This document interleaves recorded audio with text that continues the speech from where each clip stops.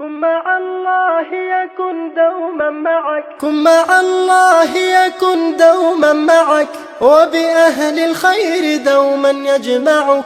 احفظ الدين وكن من أهله، فبه في كل أرض يرفعك. ارفع الشكوى له معترفا بذنوب قد أقضت مضجعك. كن له عبدا ذليلا خاضعا، بث شكواك لرب يسمعك. قل له ضرك كي يرفعه، واشك هما في الحنايا لوعك. واكتم الشكوى عن الناس، ولا تبدي ضعفا للذي لا ينفعك. إن من سواك من طين وفي خير خلق في الدنا قد أبدعك. ومن النعماء أعطاك الذي لست تحصي دائما ما قطعك. وحباك العقل والعلم الذي قيل إن أطلقته ما أروعك. هو من يدعوك في آياته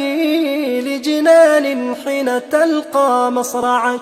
في نعيم وصفه فوق الذي تتمنى، وإليها أرجعك. وبها أقصى الأماني، وبها سوف تلقى الأمن مما روعك. وترى وجه إله الكون في موقف يذهل من يرن معك. وبخير الخلق من كان به سعدنا في خير دار يجمعك. فاجعلنها هدفا تسعى له، وابذل الجهد لتغدو مرتعك. واحذر الشيطان وانبذ كيده، فهو يسعى دائما كي يخدعك. زين الدنيا لكي تلهو بها، وبها في كل درب ضيعك. إن رأى الإيمان نورا مشرقا في حناياك بشك زعزعك. أو رأى منك ميولا للتقى ليس يألو جهده كي ينزعك. فاستعن بالله والزم شرعه،